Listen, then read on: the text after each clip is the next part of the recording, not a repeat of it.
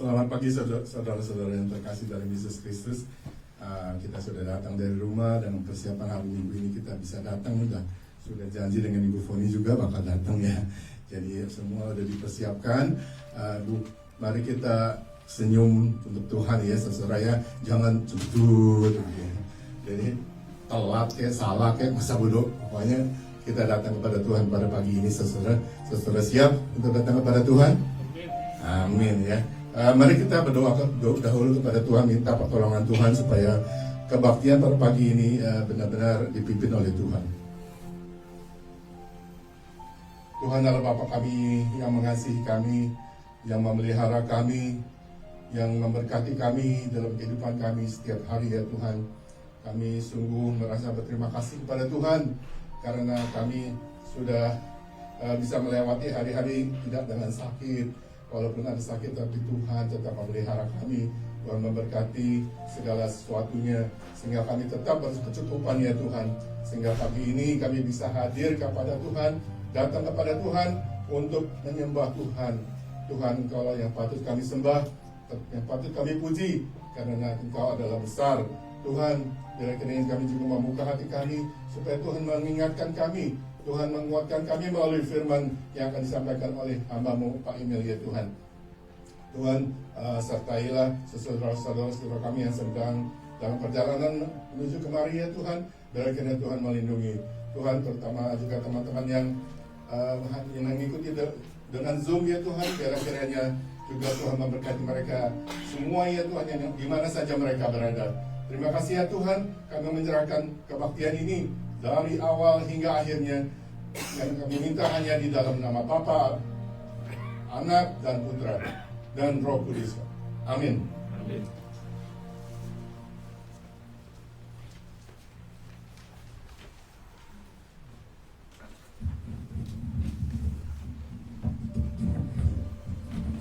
Selamat pagi. Selamat pagi. Saudara-saudara, selamat pagi. Selamat siang sebenarnya, sekarang sudah jam 12. Iya, siap. Kami sangat gembira bahwa umat-umat Tuhan bisa bergabung kembali dalam kebaktian yang bisa dihadiri hari ini dan juga melalui online yang disiarkan secara langsung dari gereja Maranatha. Kami mengucapkan terima kasih atas pelayanan semua petugas-petugas kami pada hari ini. Marilah kita buka kebaktian hari ini dengan menyanyikan lagu Ku Berbahagia, Blessed Assurance.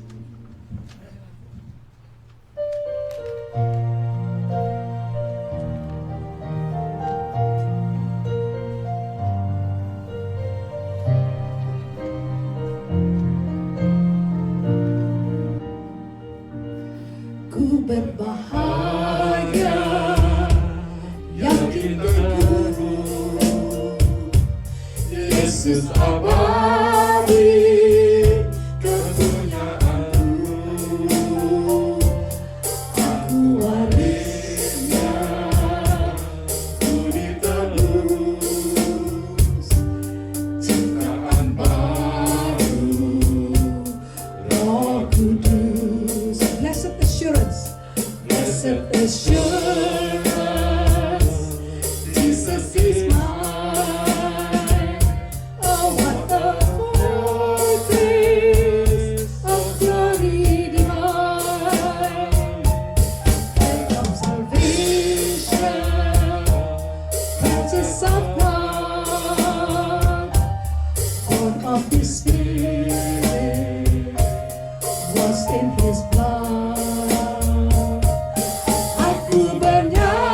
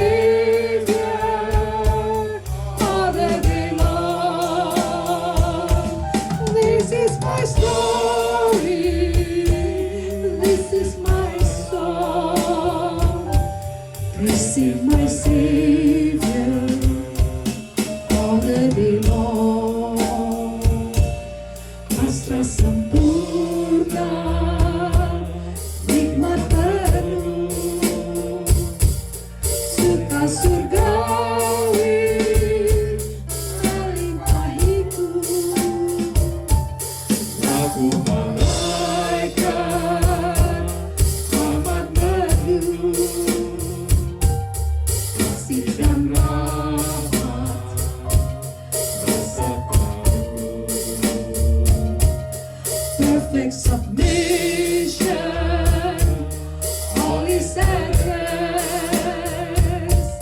I in my Savior am happy and glad, watching and waiting, looking above, filled in His goodness, lost in His love.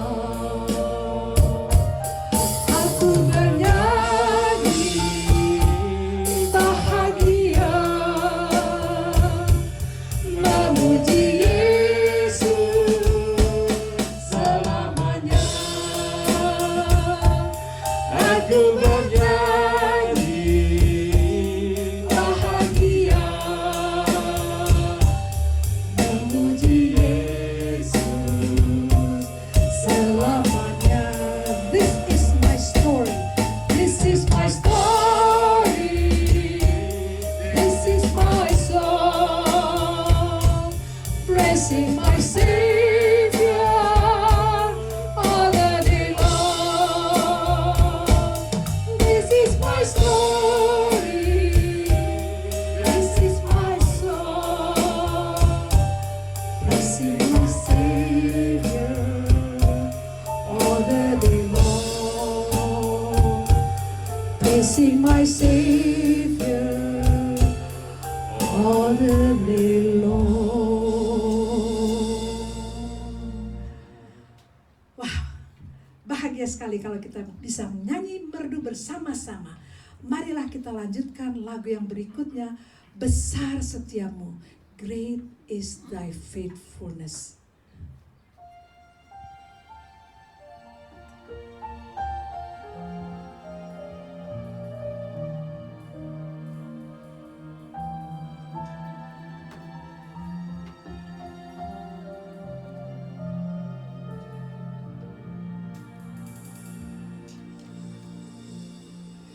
Great is thy faithfulness, O God, my Father. There is no shadow of turning with thee.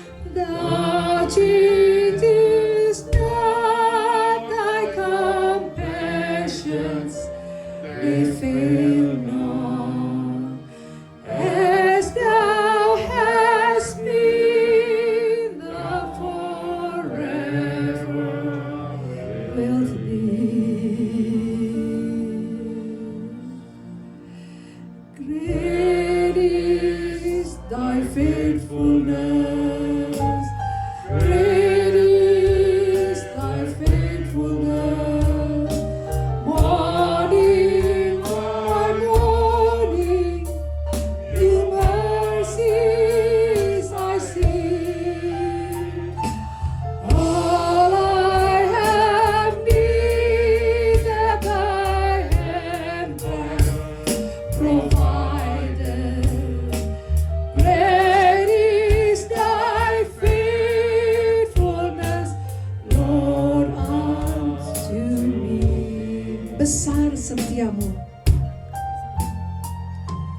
besar setiamu, Allah Bapakku.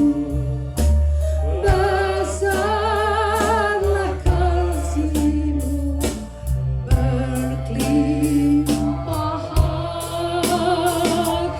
Tiada kurang dan tidak berubah, sempurna dan tetap selamanya.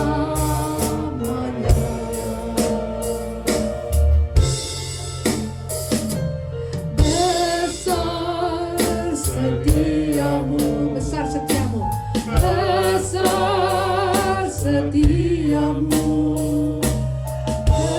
Pagi nampak rahmat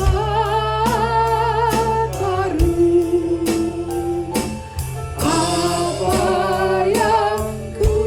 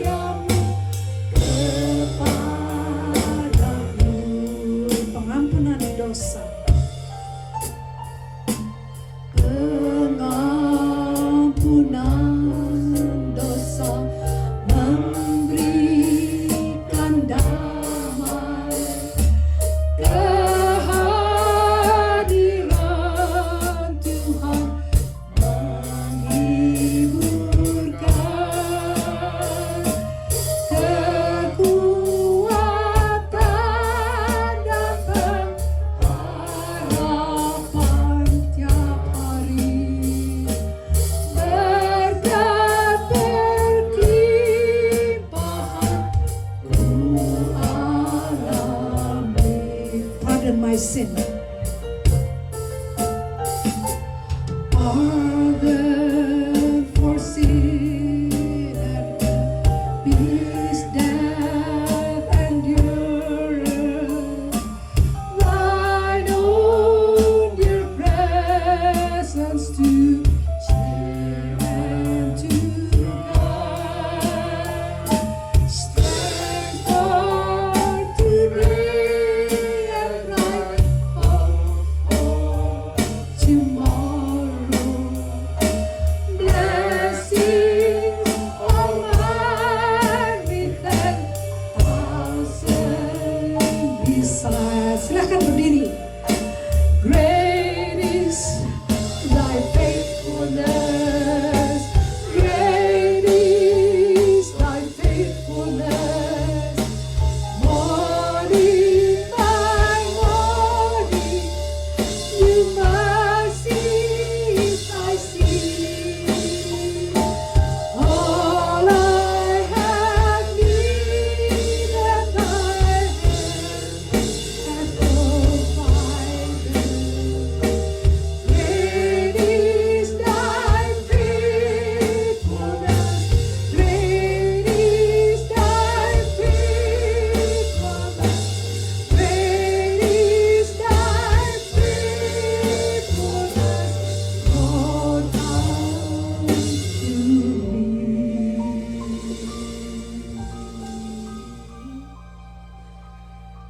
Saya persilakan jemaat-jemaat untuk duduk kembali. Saya persilakan. Lagu yang berikutnya, Gelombang Kesembuhan. Saya pilih lagu ini mengingat kondisi pandemik saat ini. Kami bersyukur bahwa di Amerika kita bisa divaksin COVID dan cukup banyak vaksin-vaksin untuk semua rakyat-rakyat dan orang-orang yang datang ke Amerika. Hasilnya hebat sehingga kita bisa berkumpul untuk beribadah pada pagi hari ini. Sesuatu yang kita tidak bisa lakukan dalam masa setahun yang lampau ini. Di dunia pada umumnya kondisi pandemik masih parah.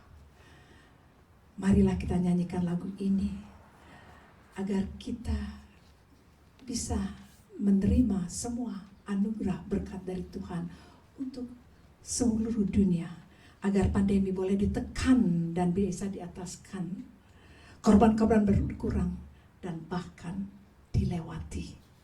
Marilah kita nyanyi lagu ini, Gelombang Kesembuhan.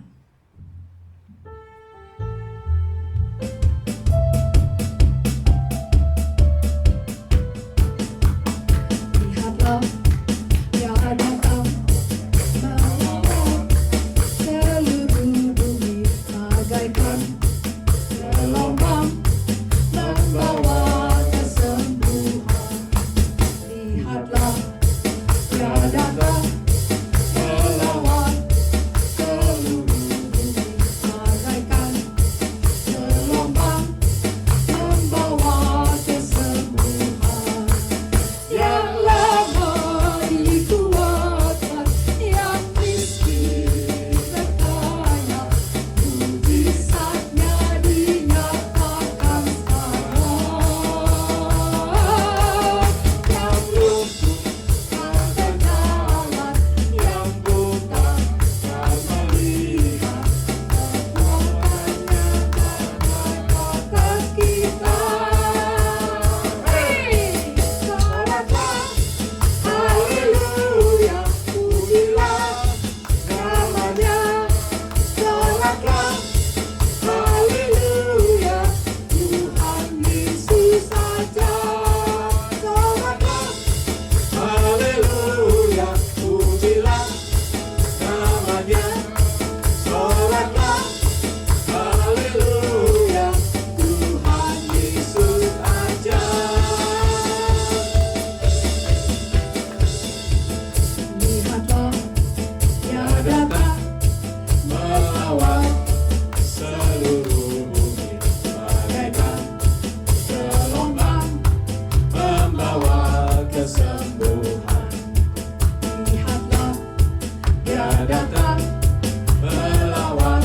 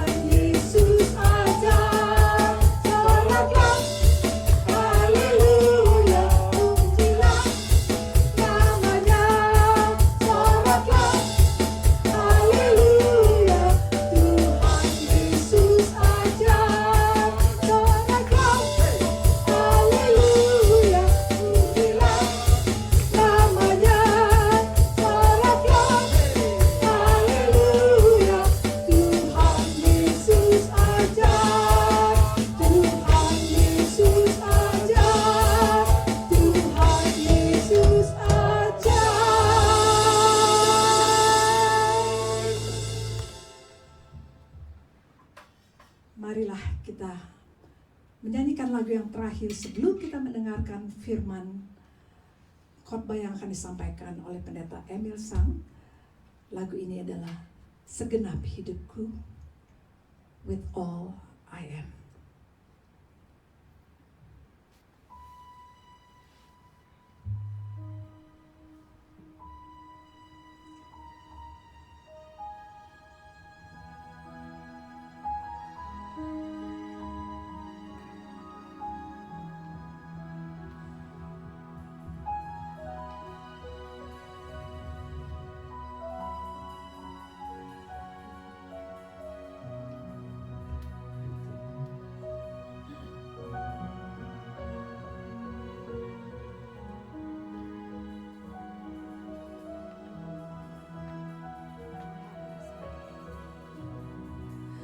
Di tanganmu ini janjiku, segenap hidupku untukmu. Kau mengatur jalan hidupku, ku milikmu selamanya.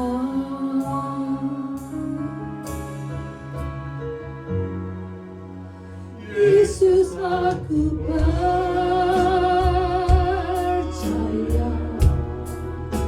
Yesus, aku milikmu.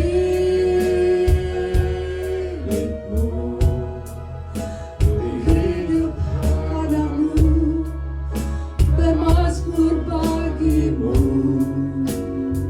segenap hidupku.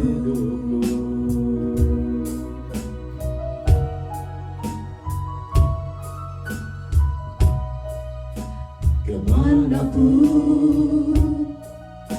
ku bersamamu, lewat suka dan duka, ku kan hidup dalam jalanmu dan janjimu selamanya.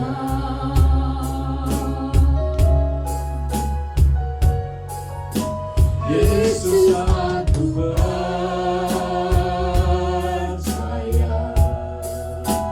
Yesus, aku milikmu. Ku hidup karenamu, bermazmur bagimu. Yesus, aku percaya. Yesus, aku milikmu. Ku hidup karenamu, bermazmur bagimu segenap hidup. Into your hand I commit again. Into your hand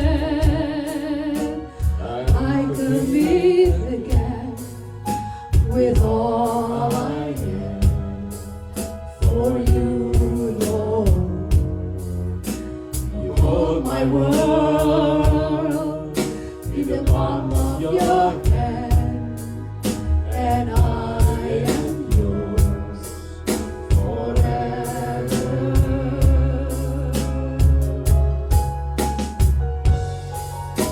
Jesus, I believe in you. Jesus, I belong to you. You're the reason that I am, the reason that I sing, with all I am. I walk with you wherever you go. I'll walk with you wherever you go, through tears and joy. I'll trust in you, and I will live in all of your ways.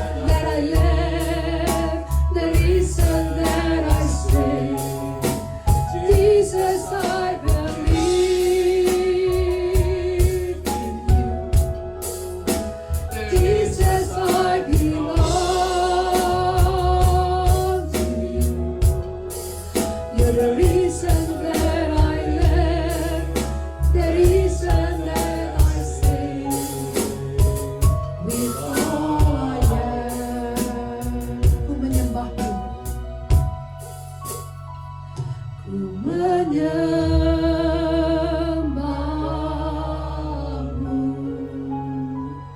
ku menyembahmu. I will worship you. I will worship. I will worship you. I will worship you.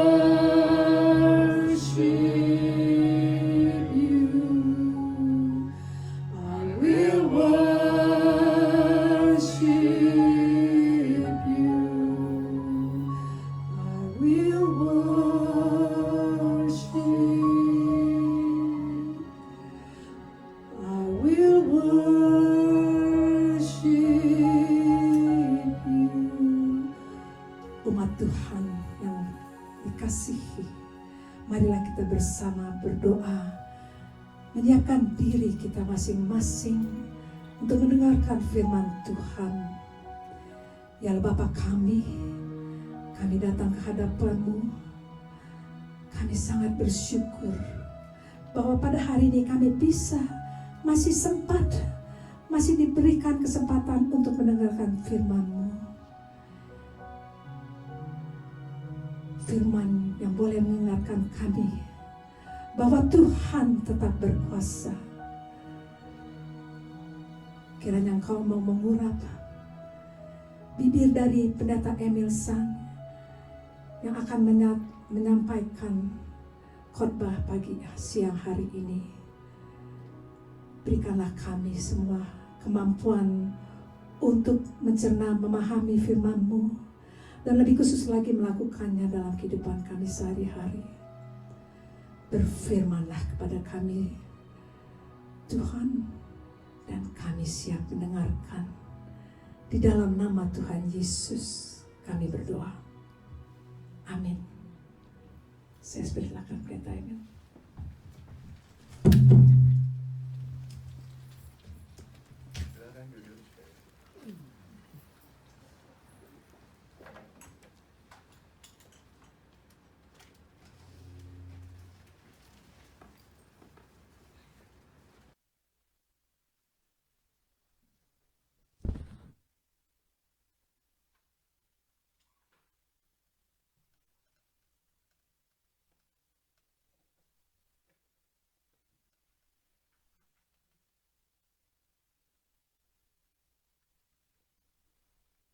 Kita beri aplaus ya kepada pemain musik, sangat bagus ya.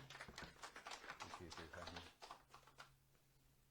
Drummernya baru pertama kali saya melihat. Ciami.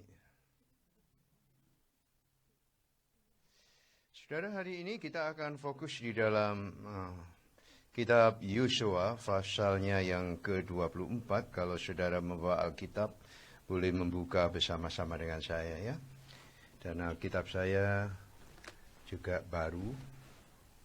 Kita fokus sebetulnya pada seluruh ayat dari pasal 24 ini.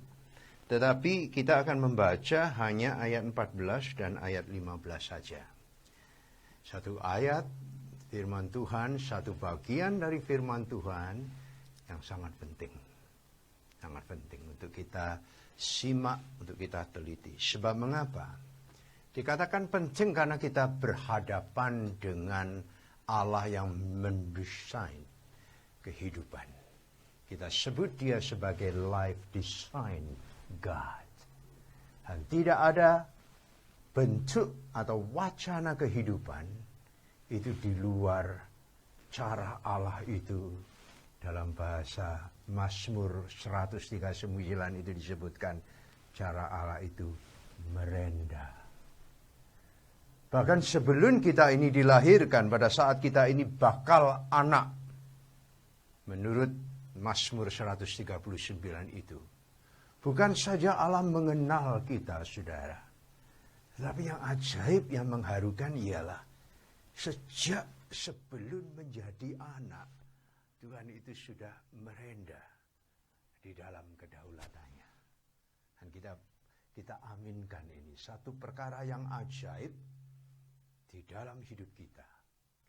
Setiap individu yang dilahirkan di bumi ini adalah peristiwa ajaib yang Tuhan rencanakan, yang Tuhan lakukan dengan kedaulatannya yang tidak bisa diganggu gugat oleh siapapun juga, termasuk ibu yang mengandung itu sendiri.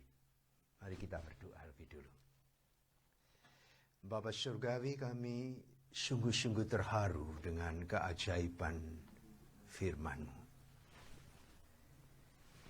Tidak ada suara lain yang patut kami perhatikan dengan segenap jiwa, akal budi dan pikiran kami, kecuali firman Tuhan. Karena firman Tuhan selain memberi pengajaran, memberikan bimbingan kepada standar kehidupan rohani, tetapi firman Tuhan menjelaskan satu fakta, yaitu all life has their own purpose. Kami rindu sekali Tuhan, kami dijamah oleh firman-Mu, diubahkan oleh firman-Mu, dan kami memiliki strong commitment to dedicate our life into You. Oleh sebab itu kami memohon Tuhan memberkati pemberitaan firman pagi ini dan menikmati sembah sujud kami sekalian. Di dalam nama Yesus kami berdoa. Amin. Nah, saudara, Yosua pasal 24 ini ditulis oleh Yosua sebelum Yosua meninggal. Jadi katakan saja bahwa Yosua 24 ini adalah amanat agung dari Yosua yang perlu kita perhatikan. Mari kita fokus pada ayat 14 dan 15. Inilah sabda Tuhan. Oleh sebab itu, takutlah akan Tuhan dan beribadalah kepadanya dengan tulus ikhlas dan setia. Jauhkanlah Allah yang kepadanya nenek moyangmu telah beribadah di seberang sungai Efrat dan di Mesir, dan beribadalah kepada Tuhan. Sebab jika kamu anggap tidak baik untuk beribadah kepada Tuhan, pilihlah pada hari ini kepada siapa kamu akan beribadah. Allah yang kepadanya nenek moyangmu beribadah di seberang sungai Efrat, atau Allah orang Amori yang negerinya kamu diami ini. Tetapi aku dan seisi rumahku akan beribadah kepada Tuhan. Nah, saudara, seperti yang saya ucapkan tadi bahwa Allah itu mendesain sebuah kehidupan. Jadi setiap orang yang didesain hidupnya oleh Tuhan tentu saja memiliki tujuan. Tentu saja memiliki purpose. You were created by God with purpose. Jadi kalau maksud daripada Tuhan itu sudah accomplished, sudah dicapai saudara-saudara, maka kehidupan yang kita miliki di bumi ini automatically akan stop. Dan kita harus sadar itu. Everyone were created by God with purpose. Jadi kalau the purpose itu sudah dicapai, maka kehidupan di bumi ini, suka atau tidak suka, akan berhenti. Akan berhenti, saudara. Walaupun kita mengatakan, oh I'm not ready, Tuhan, saya tidak siap. Nah, saudara masih memiliki impian di dalam kehidupan. Saudara masih memiliki suatu keinginan besar, baik berhubungan dengan keluarga saudara, berhubungan dengan pekerjaan saudara, berhubungan atau berkaitan dengan apapun yang saudara miliki. Kalau the purpose God created you itu sudah tercapai, maka berhentilah kehidupan di dalam dunia ini. Saudara, walaupun saudara sehat, walaupun saudara itu sakit, apapun kondisi yang kita miliki, kalau the purpose of the Lord itu has been reached, dan Yordan. Oleh sebab itu, Allah itu mendesain kehidupan kita. Sejak kita masih bakal anak.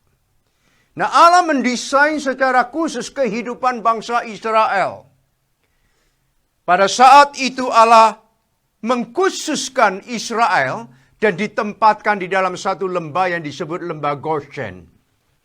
Dan Allah memisahkan Israel dari campur tangan, dari kawin campur, dari asimilasi kepercayaan dengan bangsa-bangsa lain. Kemudian Allah menempatkan di dalam tanah yang terbaik di Mesir, tanah Goshen itu. Agar supaya orang Israel memiliki pengenalan yang benar tentang siapakah Allah yang hidup itu. Jadi sudah didesain, saudara. Jadi pada waktu Yusuf itu dipanggil oleh Tuhan di Mesir, kehidupan Yusuf didesain kepada satu purpose yang besar, yaitu mempersiapkan Israel menjadi sebuah bangsa. Apapun yang terjadi di dalam kehidupan Yusuf, saudara-saudara, oleh karena Tuhan sudah mendesain dia sedemikian rupa, tidak ada orang yang bisa menstop itu. Termasuk istrinya Potifar. Dengan kecantikan, dengan kemolekan tubuhnya, yang ingin menjatuhkan Yusuf, seorang pemuda yang sangat tampan, cerdas, dan memiliki iman yang mumpuni. Tidak bisa menjatuhkan dia. Kemudian pada saat dia itu difitnah, dimasukkan di dalam penjara, Allah mendesain sesuatu di dalam kehidupan Yusuf di dalam penjara. Saudara. Dan Tuhan menanamkan sesuatu yang ajaib di dalam diri Yusuf sejak dia itu dilahirkan, saudara. Bahkan di penjara itu, keajaiban itu semakin nyata, semakin besar. Dan dia bisa melihat orang yang dibisikin oleh Allah melalui mimpi dan menafsirkannya secara tepat, jelas, dan akurat. Nah, ini kalau bukan pekerjaan Tuhan itu tidak mungkin, betul tak? Kemudian seorang yang bersama-sama dengan dia, juru minuman itu, pada waktu mimpi dijelaskan mimpinya, kamu mimpi ini artinya begini-begini. Kamu akan dilepaskan dari penjara dan sebagainya. Dan setelah itu, Yusuf dilupakan. Nah, seolah-olah pekerjaan Tuhan itu berhenti di situ, betul tak? Seolah-olah kalau kita mengukur dengan standar manusia, ya sudah habis hidup Yusuf di penjara. Ternyata tidak, saudara. Bahkan beberapa tahun kemudian, maksud dan tujuan Allah menciptakan Yusuf itu semakin kuat, semakin keras gitu. Dan Yusuf bukan secara kebetulan kalau Fir'aun itu bermimpi, saudara. Bukan secara kebetulan. Tapi ada kaitannya dengan rencana Allah memakai Yusuf untuk mempersiapkan Israel menjadi bangsa yang besar. Dan itu sungguh-sungguh terjadi, saudara. Ketika Fir'aun itu bermimpi tidak bisa tidur, tidak bisa makan enak. Baru orang yang dulu mengerti bahwa Yusuf itu memiliki keajaiban untuk mengetahui arti mimpi itu, dikatakan, diberitahu oleh Fir'aun. Ini ada seorang Ibrani, dipanggil Yusuf. Ketika Yusuf dipanggil, saudara-saudara, nah ini, orang penjara berubah menjadi Perdana Menteri. Sesuatu yang ajaib, betul. Luar biasa. Bahkan Fir'aun itu disebut adalah penjelmaan dari dewa.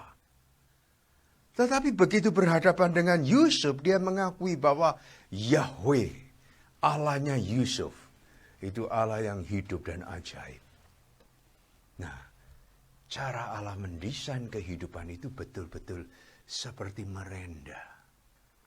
Kemana larinya jarum di tangan Allah itu tidak bisa diduga oleh siapapun juga. Kadang-kadang jarum itu ke arah utara, kadang-kadang ke arah selatan, atau bahkan menyakiti. kita sendiri. Tapi siapapun tidak bisa menduga cara Tuhan mendesain kehidupan ini. Nah, setelah itu Israel dikeluarkan dari Mesir. Allah mendesain mereka untuk menjadi bangsa tanah perjanjian. Tujuannya apa? Supaya Israel beribadah kepada Tuhan. Itu nomor satu.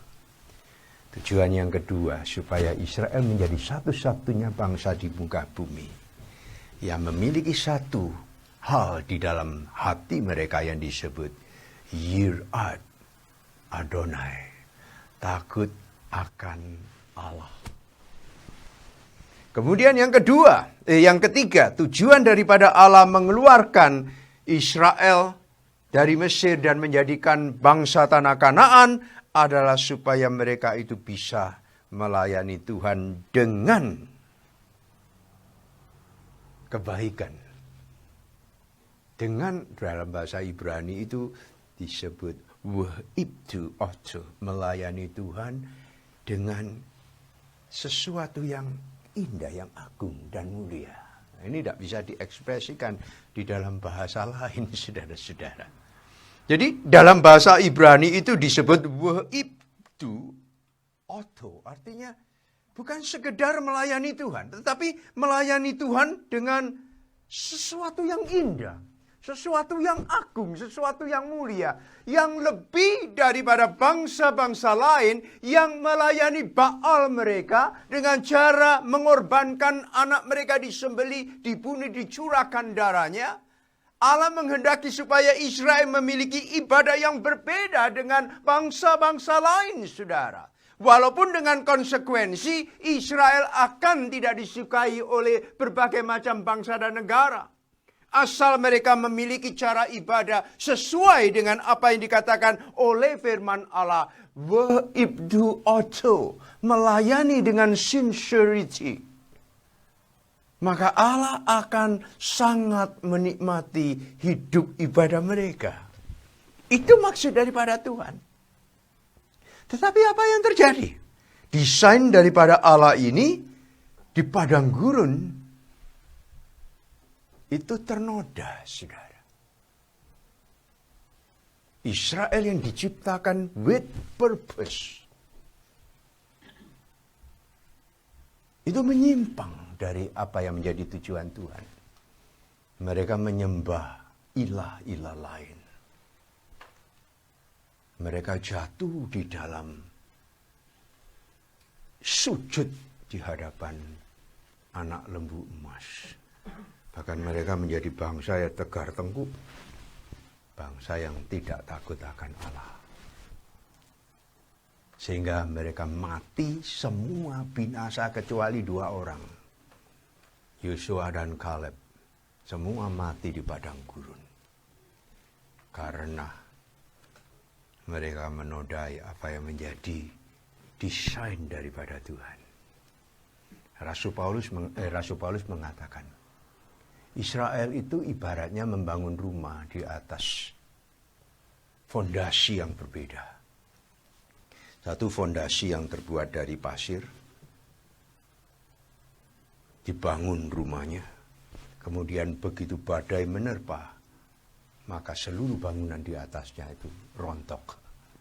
Tetapi mereka tetap memiliki fondasi Allah atau Adonai sebagai batu karang yang teguh. Itu tidak pernah owah.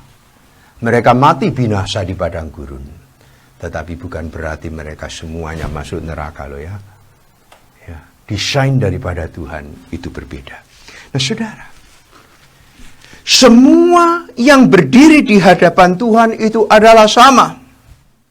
Baik penguasa, raja-raja maupun rakyat jelata, semua berdiri di hadapan Tuhan memiliki nilai yang sama. Nilai yang sama apa? Setiap orang mengemban satu misi. Misinya itu ialah the purpose of the Lord. Maksud daripada Tuhan menciptakan diri kita ini. Suatu hari, seorang ibu yang dekat dengan saya Hampir setiap minggu telepon saya ngomong-ngomong, kalau ngomong itu 1 jam lebih.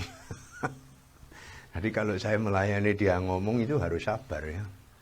Ngomongnya campur-campur, bahasa Indonesia kadang-kadang dicampur dengan bahasa Hokkien, tapi juga kebanyakan menggunakan bahasa Mandarin. Ngomong sama saya. Saya tidak tahu bahwa 2 tahun yang lampau, seorang dokter mengatakan, ibu, umurmu itu hanya 2 tahun sisa. Karena kamu sudah kena cancer di bagian kamu punya liver. Jadi umurmu hanya 2 tahun. Nah, pada hari saya pergi ke Minnesota, ibu ini telepon saya, saudara. Dan saya tidak pernah sadar bahwa telepon itu adalah telepon yang terakhir. Setelah itu dia koma. Dan setelah koma dia tidak tahu terus ceritanya. Di dalam saat yang terakhir, ibu ini mengatakan demikian, saudara. Saya diciptakan oleh Tuhan dengan mengemban satu tujuan. Tujuannya apa, Ai? Tujuannya only me and the Lord knows that. Lalu saya tanya lebih detail, tujuannya apa, Ai? Ai tidak ngerti. Tidak ngerti sama sekali. Tapi saya tahu ada tujuan yang hendak saya capai. Yaitu anak dan suamiku menjadi orang yang takut akan Tuhan. Terus saya sadar ternyata 2 anak lakinya itu aduh minta ampun. Yang satu pernah terlibat obat-obatan, obat bius. Kawin cerai begitu rupa.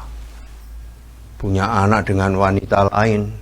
Punya anak lagi dengan wanita lain lagi. Macam-macam. Dari aduh kacau. Nah, ketika ibu ini sudah mencapai maksudnya, jadi seluruh keluarga ini menjadi orang percaya. Maka pada saat itu juga, 2 tahun kemudian, Tuhan memanggil dia. Berhenti. Nah, inilah yang saya maksud.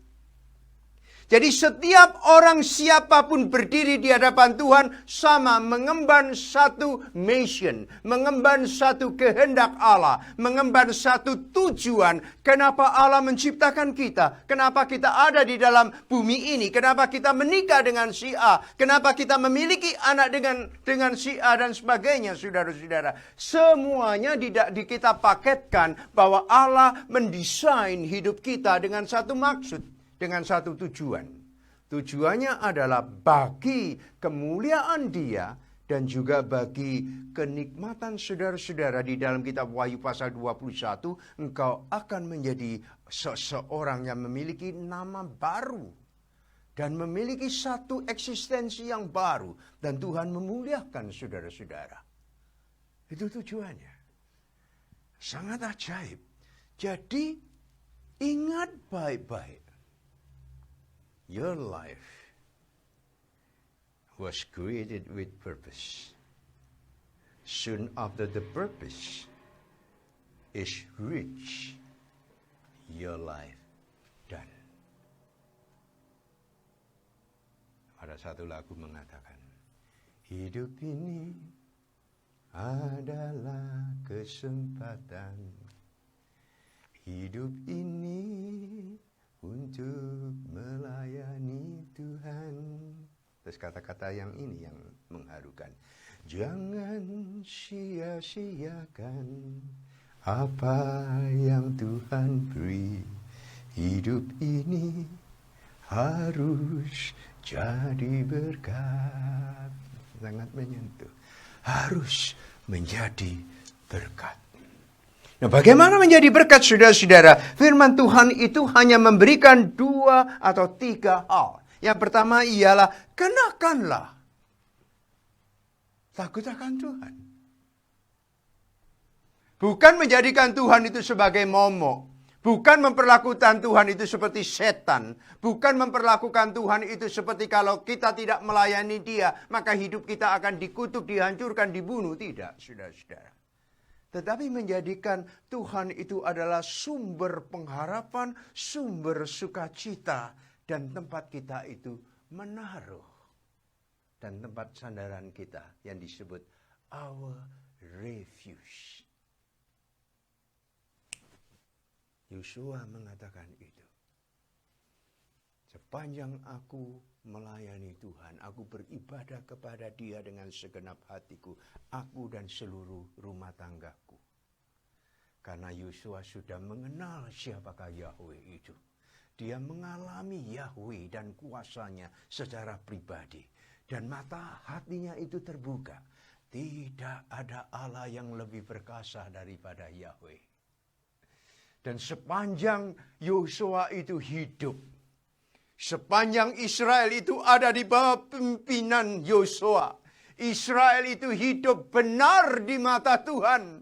Israel itu melayani Tuhan. Israel itu memiliki satu hal yang tidak dimiliki oleh bangsa-bangsa lain, yaitu takut akan Tuhan. Itu tertanam sepanjang Yosua itu hidup, saudara-saudara.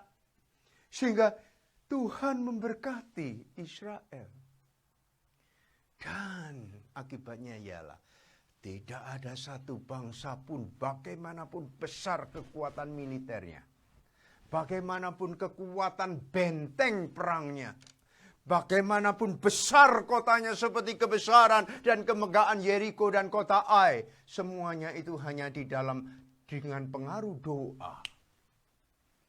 Kuasa Tuhan itu dinyatakan, saudara. Kuasa Tuhan itu dinyatakan. Sebab sepanjang kehidupan Yosua itu sebagai pemimpin, satu hal yang ditanamkan oleh Yosua, takut akan Tuhan. Daud takut akan Tuhan. Dia menjadi bahasa yang besar. Salomo semula adalah raja yang takut akan Tuhan. Tapi setelah itu dia menjadi raja yang berdosa. Raja yang gila perempuan. Raja yang menjadi hamba hawa nafsunya sendiri. Di bawah Salomo, kerajaan Israel itu terpecah menjadi dua. Kerajaan Yehuda dan kerajaan Israel di utara. Nah, kalau saudara membaca kitab suci, hampir seluruh kerajaan utara, yaitu kerajaan Israel, disebutkan di dalam kitab suci. Seperti Ahab misalnya. Ahab dilahirkan menjadi raja dan ditulis di dalam ayat berikutnya. Dia melakukan apa yang jahat di mata Tuhan. Artinya apa? Hampir seluruh kerajaan Israel, rajanya, kepemimpinannya tidak takut akan Tuhan. Ludes, habis, hancur. Bahkan nama Isabel bukan hangus tapi menjadi lambang daripada kerajaan iblis. Sampai di dalam kitab Wahyu dituliskan di dalam salah satu 7 gereja. Kamu mengikuti ajaran Isabel. Yang hal yang najis diperlakukan dan ditunjukkan oleh perempuan ini, saudara-saudara. Saudaraku yang dikasihi Tuhan, jadi unsur Yirat Adonai, takut akan Allah ini, adalah salah satu yang menjadi the soul of our life. Menjadi jiwa daripada hidup kita. Mengapa Tuhan mendesain hidup kita? Jadi cara Tuhan itu mendesain hidup kita menjadi satu bangsa yang mulia. Menjadi pribadi yang agung. Menjadi pribadi yang dipakai dan diberkati oleh Tuhan adalah Dia itu menanamkan Yirat Adonai. Takut akan Tuhan di dalam setiap pribadi. Inilah yang terpenting, saudara-saudara.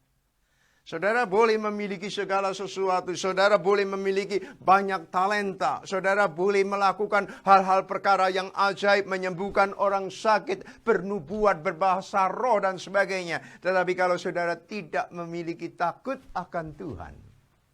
Maka firman Tuhan mengatakan. Oh, si Emil itu hidup jahat di mata Tuhan. Sebab tidak ada takut akan Tuhan. Tapi selama saudara memiliki yirat Adonai, takut akan Tuhan, saudara sudah cukup. Lebih daripada segala sesuatu. Takut akan Tuhan. Di akhir hidup Salomo, dia baru sadar. Selama dia menjadi raja yang bijaksana itu dan terkenal di seluruh dunia, itu pada saat dia memiliki yirat Adonai, takut akan Tuhan. Amsal Sulaiman pasal 1 ayat 7 dikatakan, takut akan Tuhan adalah permulaan hikmat. Permulaan hikmat. Orang yang tidak takut akan Tuhan jangan bicara soal hikmat. Hikmat yang dikatakan itu adalah kosong, teori, hipokrit, dan munafik. Sebab mengapa? Yang menjadi the soul of human di dalam dia itu bukan jiwa yang telah dilahirkan baru, tetapi jiwa yang memberontak kepada Tuhan. Itu yang pertama. Yang kedua, selain yirat Adonai, saudara-saudara juga memiliki hati melayani Tuhan dengan baik. Kalau melayani Tuhan, saudara, terimalah pelayanan itu sebagai anugerah. Sebagai anugerah. Bukan oleh karena saudara mampu, bukan oleh karena siapa saudara, tetapi Tuhan memberikan anugerah. The Lord is bestowing you to serve Him. Ada banyak orang punya talenta gede-gede, saudara, luar biasa. Tapi tidak dipakai di dalam gereja. Dia ingin sekali, tapi tidak dipakai. Ada orang yang pinter bicara, dia seorang profesor analitika yang hebat. Dia mengerti firman Tuhan dengan baik, saudara-saudara. Tetapi sepanjang tahun dia hanya duduk di gereja, dia ingin berkhotbah. Dia ingin menyampaikan firman Tuhan. Tapi waktu dan kesempatan tidak pernah terbuka. Sebab mengapa? Karena melayani itu adalah anugerah Tuhan. Gitu loh. Begitu dia itu sudah melayani Tuhan, dia itu berbuat sewenang-wenang, tidak melayani Tuhan dengan sincerity, tidak melayani Tuhan dengan kebaikan hati, tidak melayani Tuhan dengan rasa syukur dan hormat yang luar biasa kepada Tuhan. Begitu pelayanan itu dihentikan, saudara, dia baru bisa menyadari, dia tidak bisa naik ke sana lagi. Seorang pendeta, saudara kenal itu ya. Pada waktu dia itu melayani di Nusa Tenggara, turun dari pesawat itu, pejabat tertinggi di Nusa Tenggara itu menjemput dia. Membukakan pintu mobil bagi dia, menghantar dia ke sebuah lapangan dan mengadakan ibadah kesembuhan ilahi di tanah lapang itu. Dan dia dipakai oleh Tuhan begitu luar biasa.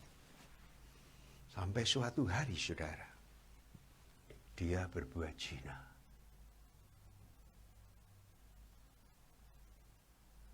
Setelah didapati oleh gereja dia berbuat zina, mimbar itu terisolasi bagi dia. Dan tidak pernah dia bisa naik ke mimbar itu. Dan dia baru sadar, mimbar itu adalah anugerah Tuhan. Pada saat dia melayani, itu anugerah Tuhan. Itu contoh yang pertama. Contoh yang kedua. Ini tidak nyindir siapa-siapa loh ya. Ada seorang yang dipakai oleh Tuhan menjadi interpreter di dalam sebuah gereja. Pinter. Dia bisa menerjemahkan dari bahasa Indonesia ke dalam bahasa Mandarin. Demikian sebaliknya. Dia bisa menerjemahkan pengkhotbah dari bahasa Indonesia ke dalam bahasa Inggris dan sebaliknya. Sangat fasih. Tapi suatu hari dia menjadi sombong, bukan main. Ada seorang pendeta dari desa datang untuk berkhotbah. Dia ditanya oleh gereja, maukah engkau menerjemahkan dia? Dia menjawab, pendeta itu tidak terkenal. pendeta itu tidak punya hal-hal yang signifikan. Kenapa saya harus yang menerjemahkan, cari penerjemah lain? Saya bukan kaliber itu. Betul, saudara. Suatu hari loh, saudara. Dia mengalami gangguan pada suara. Dan dia tidak bisa ngomong-ngomongnya. Suatu hari ketika dia melihat seorang pengkhotbah, kemudian dia berkhotbah, ada yang menerjemahkan, dia menangis. Menangis bukan main. Dia mengucurkan air mata dan dia hanya mengatakan, dan dia baru sadar pada saat itu, saudara-saudara, bahwa melayani Tuhan itu adalah anugerah. Bukan pilihan saudara. It is not by your choice to serve the Lord. Serving the Lord is the grace of the Lord. Saya sadar itu, saudara. Ketika saya berdiri di sini, saya tidak malu akan Injil. Saya menyampaikan firman kepada siapapun, saya tidak peduli latar belakang pendidikan mereka, saya tidak peduli, saudara. Walaupun mereka mengatakan ini dan itu tentang apa yang saya katakan. Tetapi satu hal yang mereka harus tahu.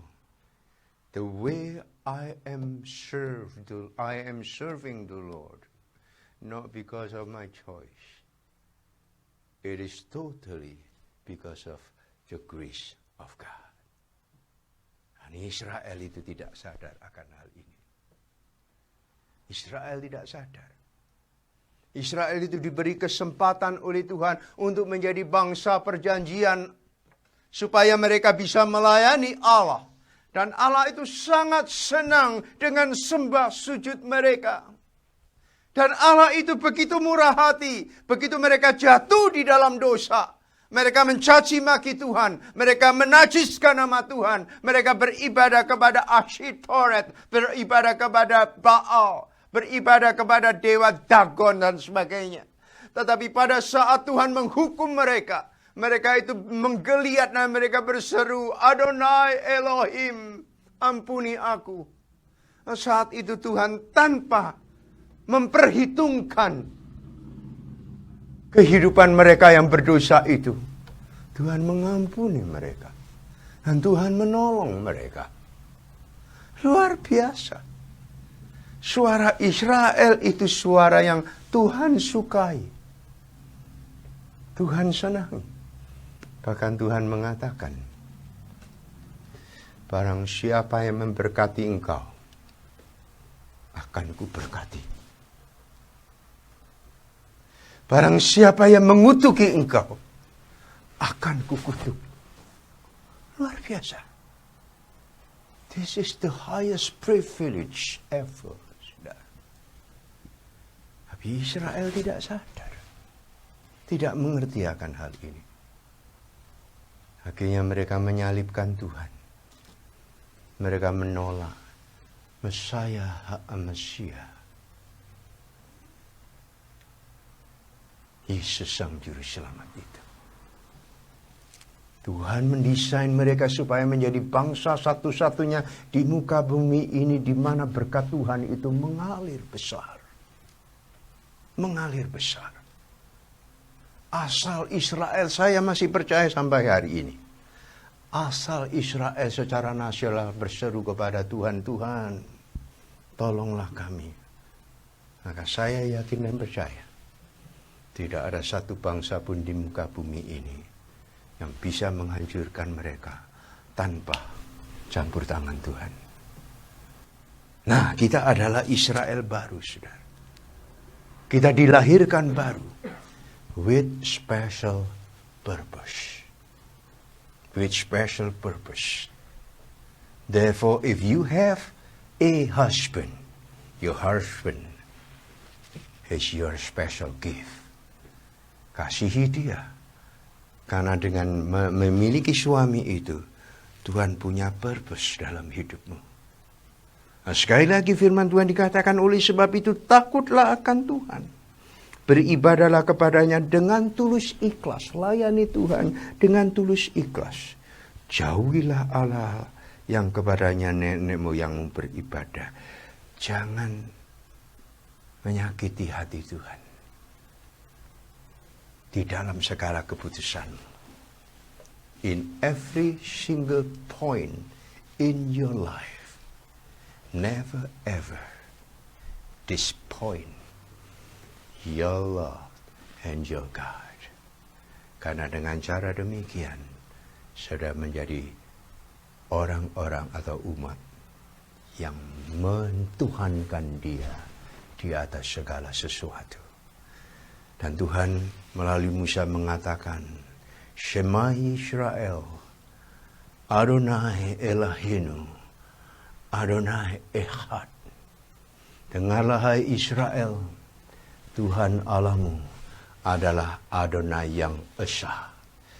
Jangan beribadah kepada Allah lain. Jangan menjadikan uang sebagai berhala. Jangan menjadikan anak sebagai berhala.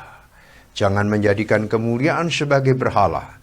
Tetapi jadikanlah semuanya itu dipakai sebagai alat, pakai sebagai instrumen untuk memuliakan Dia yang memberkati engkau dan yang menyelamatkan engkau. Mulai hari ini saudara, engkau lakukan di dalam kehidupanmu secara pribadi, berkat Tuhan akan dicurahkan. Mari kita berdoa. Kami bersyukur kepadamu Tuhan untuk firman-Mu. Tuhan menciptakan kami dengan purpose. Dan purpose itu adalah mulia, agung, dan memiliki nilai kekal. Yeremia 29 ayat 11 itu jelas mengatakan, Tuhan memiliki rancangan, bukan rancangan untuk memberikan kebinasaan, tetapi rancangan untuk membentuk, untuk merenda, untuk mendesain masa depan yang penuh dengan harapan. Kami bersyukur memiliki Allah seperti Engkau yang kami panggil, yang kami sembah sebagai life design God. Dan hidup kami bersumber kepadamu, dibentuk kepadamu, karena Engkau adalah Sang Penjunan. Terima kasih untuk firman-Mu hari ini Tuhan. Dan di dalam nama Yesus kami berdoa. Haleluya. Amin. Puji Tuhan.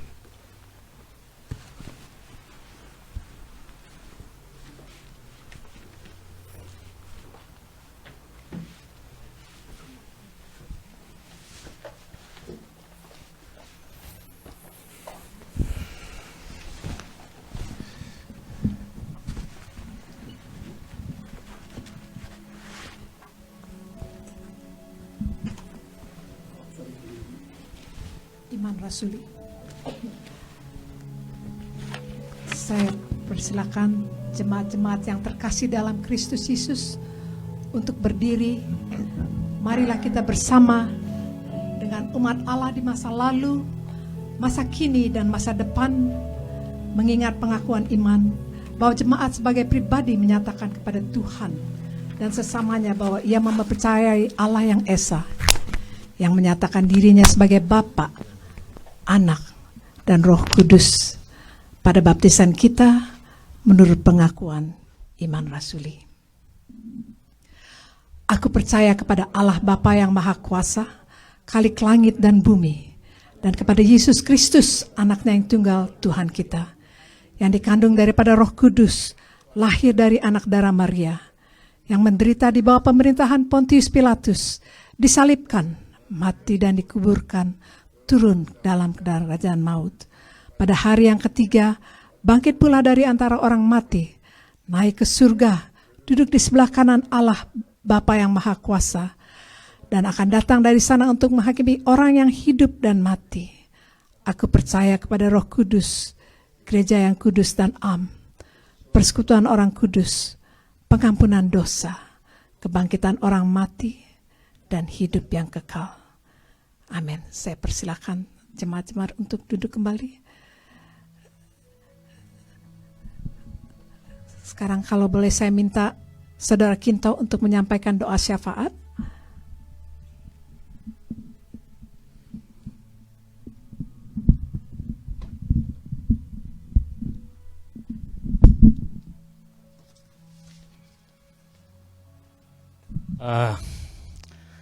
Kita akan doa untuk jemaat ya. Selain nama-nama yang saya sebutkan masih ada ya, kita berdoa untuk Ibu Aimin, tim suami dari Cik Airin.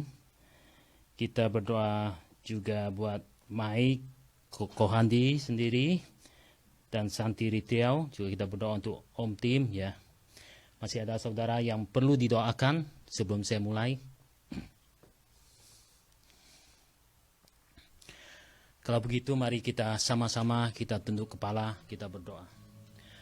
Tuhan, terima kasih semua karena anugerah-Mu Tuhan, semua karena kasih karunia-Mu Tuhan, sehingga kami berada di sini Bapa pada siang hari ini. Kami mendengarkan firman Tuhan, kami memuji, memuliakan nama Engkau Tuhan. Tapi kami mengingat Bapa, sebagian dari teman-teman kami, Ibu Yonas Tuhan yang sakit, juga Ibu Emil yang sakit Tuhan, dan juga kami berdoa untuk tim yang kena stroke Tuhan. Kami berdoa untuk Kohandi, juga Om Tim dan Yongki, Mike yang mengalami kelemahan tubuh Tuhan. Tuhan kiranya Tuhan menjamah mereka, Tuhan menyembuhkan mereka sesuai dengan kehendak Tuhan. Kami yakin dan kami percaya Tuhan, apapun yang terjadi dalam kehidupan kami, semua ada rencananya seperti yang Pak Emil khotbahkan tadi Tuhan.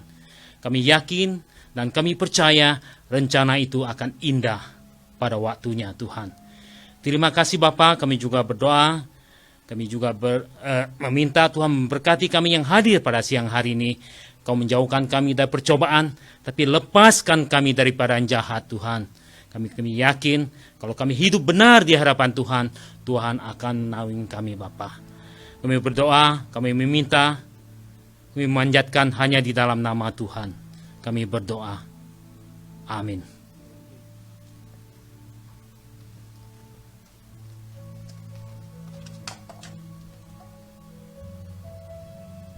Saya persilakan Saudara Windy, petugas persembahan.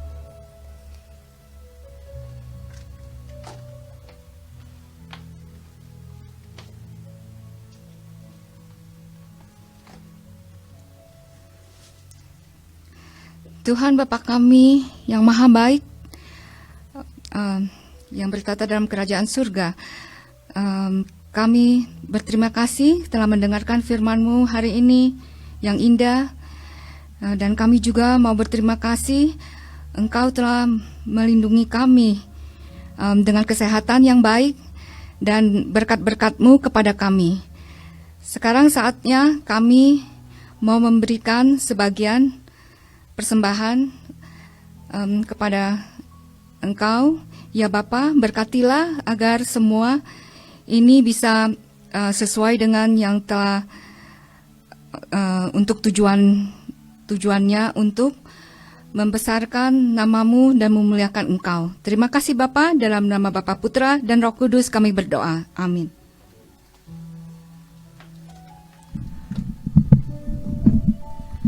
Marilah kita menyanyikan lagu kebaikan-Mu penuh.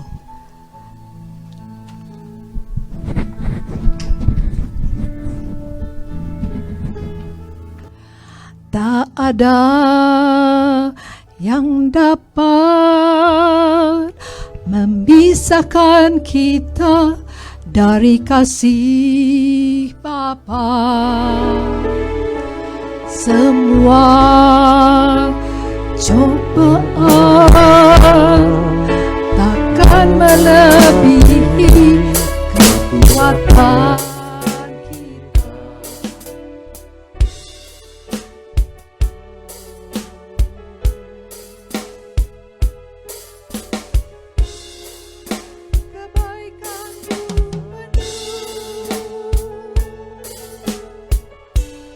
Semua kau rancangkan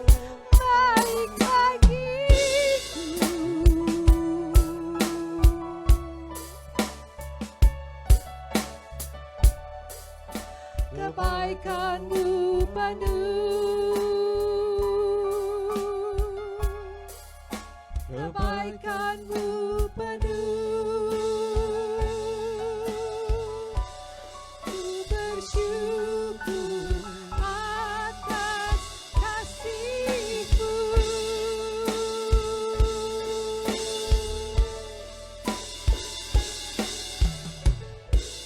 Tak ada yang dapat memisahkan kita dari kasih Bapa. Semua cobaan takkan melebihi kekuatan kita. Kebaikan-Mu penuh, kebaikan-Mu penuh. Semua Kau rancangkan baik bagiku.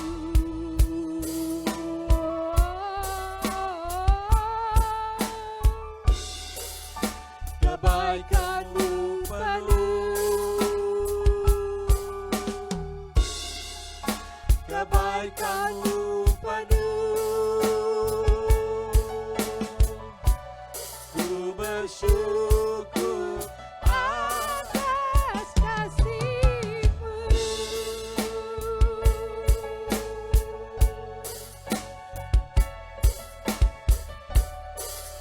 Kebaikan-Mu penuh,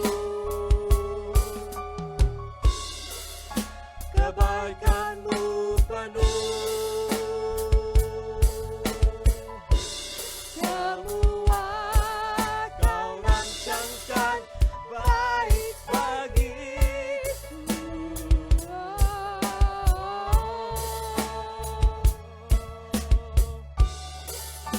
Kebaikan-Mu penuh, kebaikan-Mu penuh. Ku bersyukur atas kasih-Mu.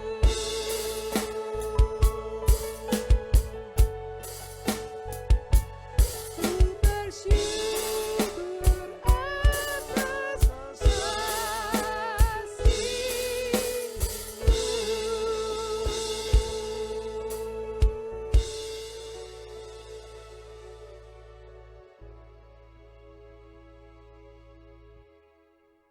Marilah kita menutup kebaktian pagi siang hari ini dengan lagu Maranatha, dan kemudian Pendeta Emil akan memberikan blessing. Saya persilakan saudara-saudara untuk berdiri. Lagu Maranatha. Andre, lagu Maranatha.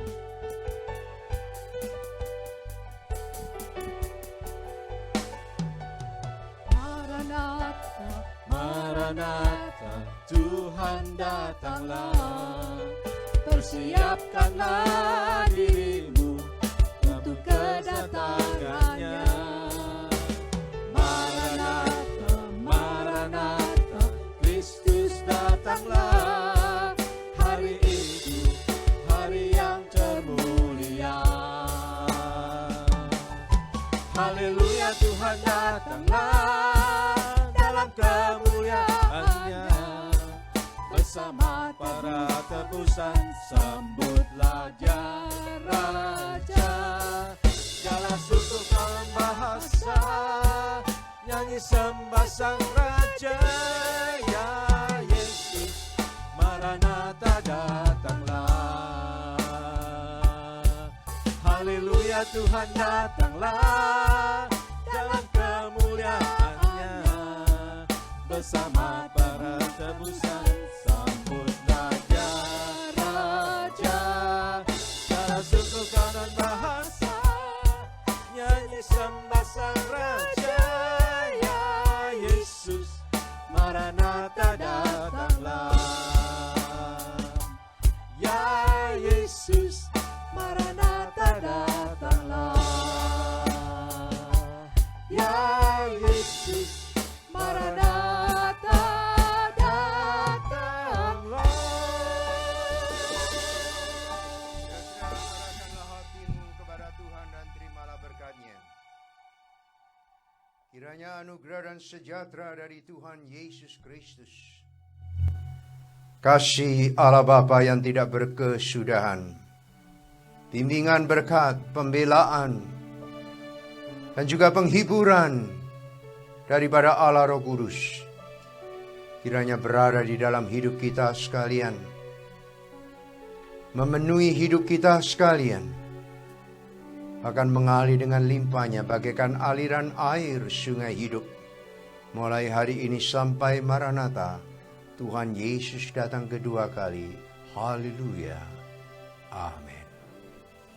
Silakan duduk saat teduh ibadah kita usai.